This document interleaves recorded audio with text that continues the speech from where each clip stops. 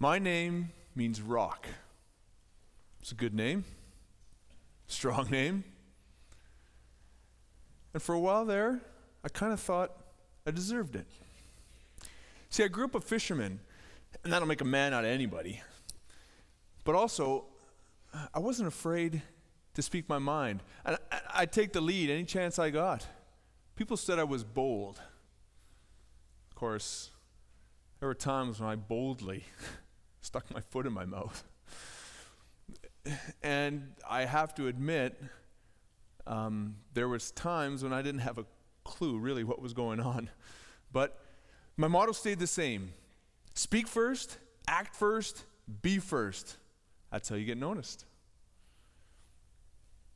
One of these times, though, I actually got it right. Jesus asked, "Who am I?" And I said, "You're the Christ, the Son of the living God." And he looked at me and he said, "I name you Rock." Clearly, that was a confirmation of my leadership capabilities, wasn't it?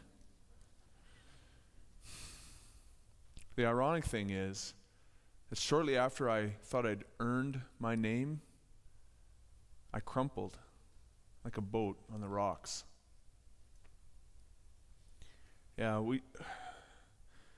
the disciples, 12 of us, were hanging out with Jesus, and I was suddenly just full of vigor and with pride. I stood up and I said, "Jesus, I will follow you to the ends of the earth, no matter where you go." I even said, "to the death." I wanted to be his right-hand man, no matter what happened. Again, he looked at me, but this time he said, "Check yourself." But I didn't listen. I mean, I was on fire, full of holy zeal. You know what it's like when you make a promise too big for your britches? Sure enough, it seemed like just the next day, we suddenly found ourselves surrounded by Roman soldiers. Roman soldiers? I grabbed my sword. I was going to lead the fight. I mean, I'm the Rock. I can hold the fort and give Jesus a chance to get away. And then I noticed that he wasn't trying to get away. In fact, he wasn't even trying to defend himself. I should have been following his lead, but it seemed to me that I needed to lead him. I was disgusted by how easily he gave in. Like some weak fish caught in one of my nets. This isn't the way I wanted to die. I wanted glory, not jail time. So I ran. I took off.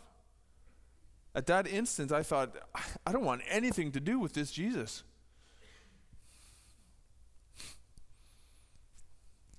But I didn't just run and hide like most of the others. Oh, the change that came over me was, it was like I became someone else. I went out of my way to convince people that I didn't know him. Point blank, they would look me in the eye and I would say, "No, I am not one of his."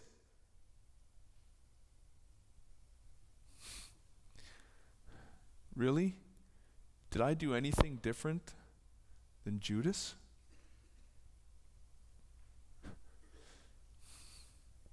Have you ever crushed someone like I crushed Jesus?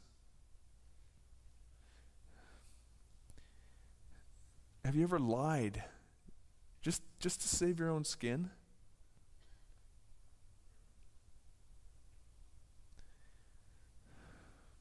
Do you know what it's like to be so disgusted with yourself that you can't even look someone in the eye?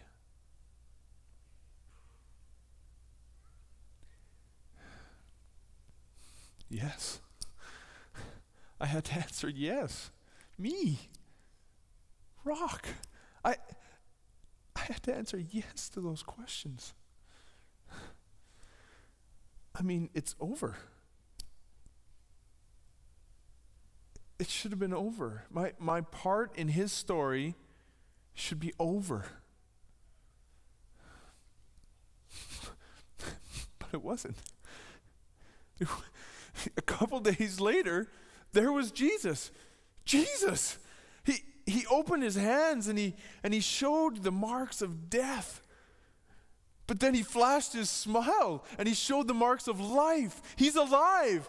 But more than that, he had conquered death. We all rushed him.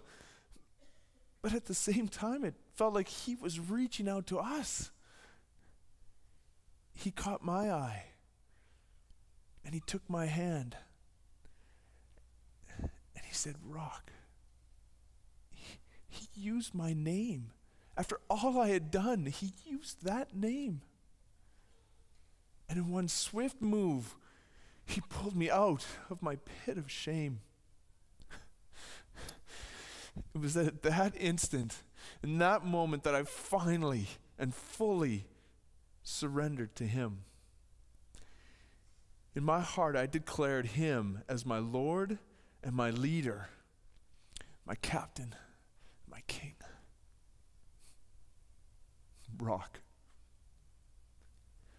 I like it when people call me that now, because it's actually a reminder to me that he is my rock, and I can stand firm when I'm standing on him. I am Peter, and I am second.